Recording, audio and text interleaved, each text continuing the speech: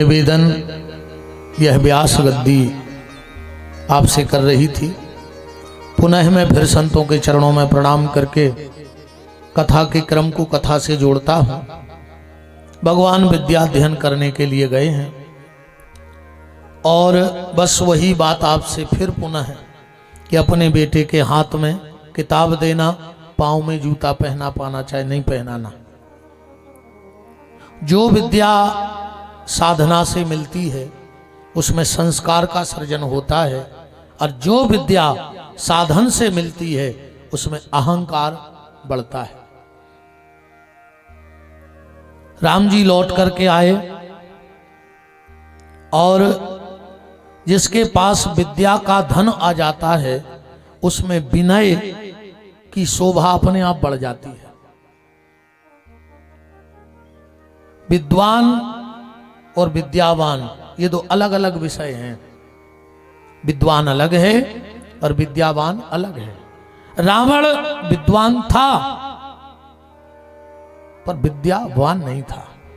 विद्वान तो विराट था रावण, पर हनुमान जी विद्वान तो थे पर उसके साथ विद्यावान भी थे, लचक भी थी। राम जी लौट के आए, सबसे पहला काम क्या करते हैं? प्रातः काल उठ के रघुनाथा, मात पिता गुरु नावई माथा।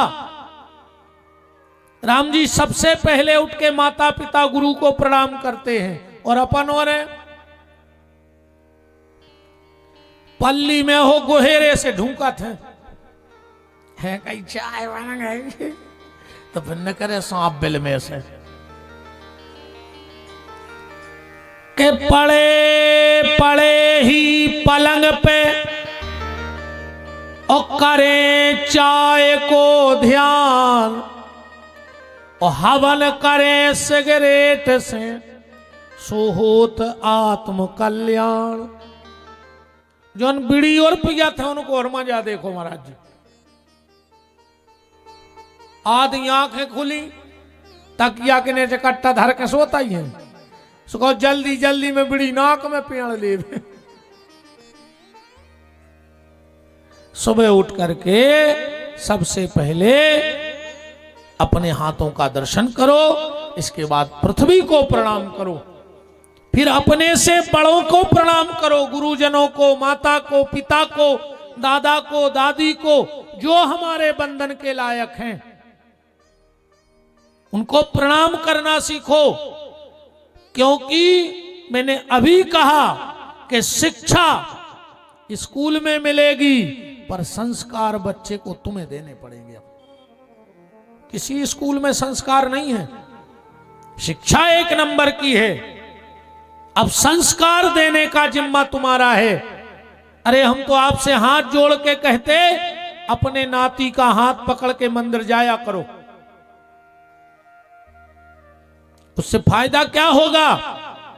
आज तुम्हारा नाती चल नहीं पाता तो तुम हाथ पकड़ के मंदिर ले जाओ, कल को जब तुम नहीं चल पाओगे तो वो तुम्हारा हाथ पकड़ के तुम्हें मंदिर ले जाएगा, क्योंकि उसको मंदिर जाने की आदत पड़ जाएगी।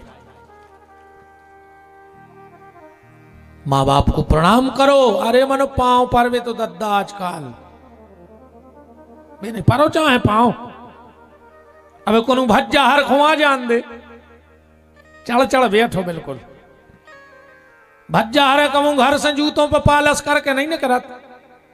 उनको पता है कि वे तो अब गली में हाथों ही हाथ पहुंच दे। घर से भी भले में अली परंजे पेरियाना ऐसा तो चमकता ही जे हैं। बाप को प्रणाम न कर हैं जे घर वाले के पांव न पा रहे हैं। अब भाई वो तो बैरिकेड लगे थे ना बाबा जी, हरे ने कहा न पाते आप और तो जी लगे यहां से कूद नहीं पाए। मैं ये बात इन संतों के सामने कह रहा हूं, गलत हो महाराज जी तो बताना। संतों को, ब्राह्मणों को अगर दंडवत करो तो दूर से करो। माताओं को सिर्फ पति को छू के प्रणाम करने का अधिकार है, बाकी किसी को छूकर प्रणाम करने का अधिकार नहीं है। किसी को छूकर प्रणाम करने का अधिकार नहीं है। दंडवती है, महाराज जी जा रहे, दूर से जमीन पे सिर रख दो और प्रणाम कर लो। अच्छा उठत जो हाथ घरे को पांव पारा रोज ईमानदारी से जो भगवान देख रहा है। आदम ने कर लेने अच्छे अरे बात तो जा तो कराई कि वो साल में एक व्रत चलेगा, वो करवा चौथ को सुबह साल में एक बार पांव पाल ले तना पिए नहीं पारो चाहे वो करवा चौथ के तना लगत के अपनी भी घर है तना है यार रमेश भैया। अच्छा वो दिन अभी कैसे पांव परत पता है? कहीं आप अंदर आ रहा है, कहीं कहा है कहीं हमें पांव पड़ने हैं, तो सबके सामने पढ़ लिया तो का दिक्कत है? घर बार हुआ है। कभी भी बच्चे को, माँ बाप को प्रणाम करने में शर्म नहीं करनी चाहिए, और पत्नी को कभी भी पति को प्रणाम करने में शर्म नहीं करनी चाहिए। सुबह उठकर पति को प्रणाम किया करो। हम आपको 3 काम बता रहे हैं आज, करके देखना, आप जिंदगी में हमें भूल नहीं पाओगे। 3 काम। आज मैं सुबह सुबह महाराज जी प्रभात फेरी में गया था और इतनी प्रसन्नता हुई, इतनी प्रसन्नता हुई, ये मुंह देखी बात नहीं है। अपन तो मुंह पे के बेवारे मारा जाए, अपन तो चूकता ही न कहा है।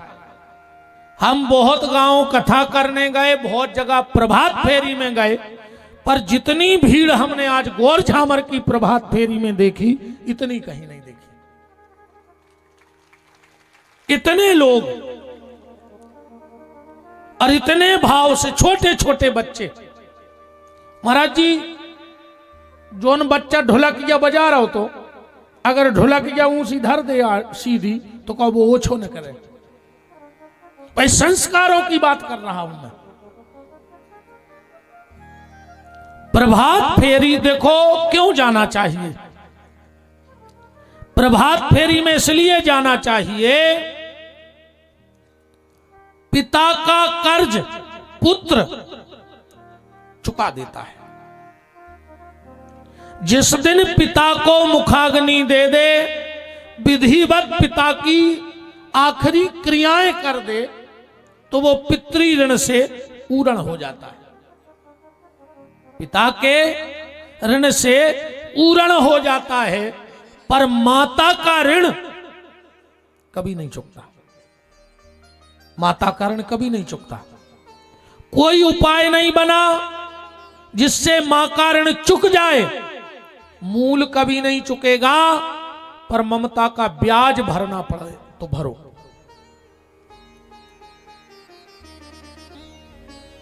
ब्याज कछु नहीं है भैया, राम कथा की बरस आया है, छिड़ी छड़ाइया बरस गई। माता की ममता का मूल कभी नहीं चुकेगा, पर ब्याज जो प्रभात फेरी में जाता है, जो प्रभात फेरी में जाता है, वो माता की ममता का ब्याज चुकाता है। मूल तो वो कभी चुका नहीं सकता है। अब माताओं आपसे एक निवेदन है, हाथ जोड़ के आप 3 काम करने लगो। 3 काम अगर माताएं करेंगी, मैं गारंटी देता हूं लिख करके कि तुम्हारे बच्चे को और तुम्हारे पति को कभी कोई बड़ी भयंकर बीमारी नहीं होगी। अगर माताएं 3 काम करने लगे, भाई सर्दी जुकाम हो वो जो बीमारी आम बात है, पर बड़ी बीमारी नहीं होगी। ये व्यासपीठ और इन संतों के चरणों के बल पे ये दास कह रहा है, और 22 साल का अनुभव कह रहा है। माताएं सिर्फ 3 काम करने लगो, तुम्हारे बच्चे को, तुम्हारे पति को कभी कोई जानलेवा बीमारी नहीं हो सकती। अगर आपके घर के दरवाजे से प्रभात फेरी निकलती है तो उनके आने के पहले 1 लोटा जल अपने घर के बाहर डाल दो। 1 लोटा जल भरो और बाहर अपना रास्ता सींच दो।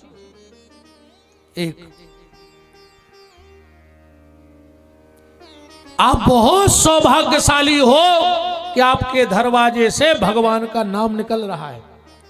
दूसरी बात, अगर आपके घर के दरवाजे से प्रभात फेरी निकलती है, अकेले यहां नहीं, जितने लोग जहां जहां के बैठे हो, तो प्रभात फेरी आने के पहले अपने घर के दरवाजे खोल दो। जो पहला दरवाजा है वो खोल दो। हनुमान जी ने लंका में प्रभात फेरी निकाली।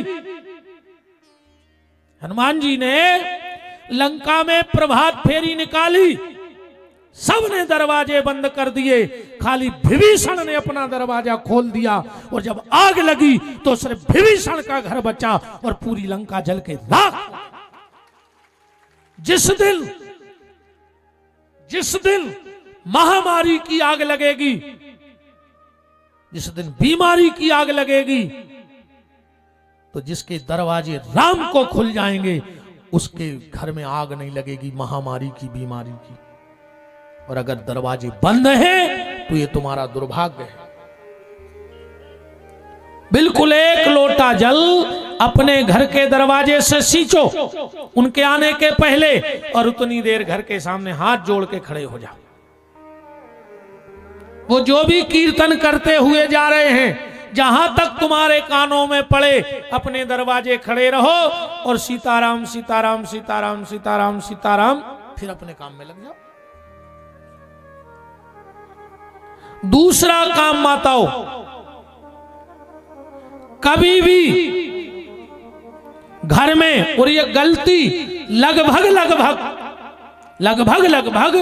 यहां 99% माताएं करती हैं, और 99 नहीं 100%। और इसलिए आज घर में बीमारियां हैं। कल से सबसे पहले उठो, सूर्योदय ना हो पाए, दिन न उग पाए, और तुलसी के नीचे जो बुझो दिया धरो है वो उठा के एक तरफ धर दिया। दिया तुम्हारे सामने उठा तो तैसे उतई को उतई जला के धर दो। जिसके घर में तुलसी में से सूर्य का प्रकाश बुझे दिए पे पड़ता है, उसके घर में बीमारी घेरती है। तुम कल से बदल के देख लियो। एक तीसरा और मेन नियम है, अब वो आज नहीं बताएंगे। कल से जब ये 2 आदतें सुधार ले हो, कल हम पूछे प्रभात फेरी वालों से के घरे जल छिड़को गो, के घर के किवाड़ खुले, और हम तो आए हैं सचेत करवे, खोल दे, सुहागी ने लग है, अब बंद करे रहो।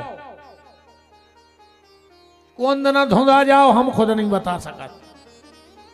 अपनी तो सीधी सीधी राम जी ला है। बताओ कितने दुर्भाग्यशाली कहा है कि भगवान के भक्त तुम्हारे दरवाजे से सीताराम सीताराम करत ने कर रहे, और तुम कबाल ने खोल पाए अकेले। मैं जितने भी यहां प्रभात फेरी वाले भगत बैठे हैं, उनको खूब खूब इन तीनों संतों का आशीर्वाद बना रहे। तुम्हारे सारे रोग दोग कष्ट हनुमान जी नष्ट कर दें, जला के राख कर दें, ऐसी प्रार्थना है। तो उठ के मां बाप को प्रणाम करो।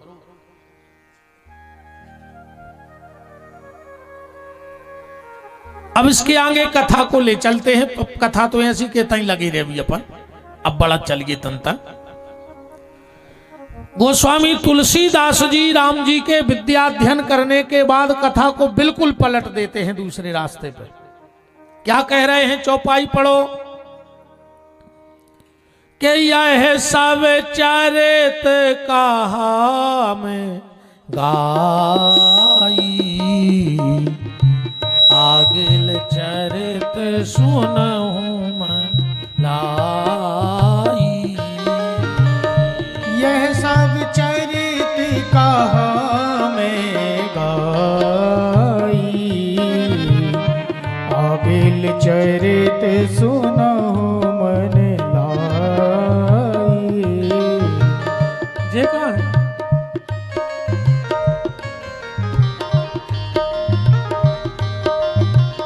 यह सब चरित कहा मैं गाई। यह सब चरित कहा मैं गाई। आगिल चरित सुना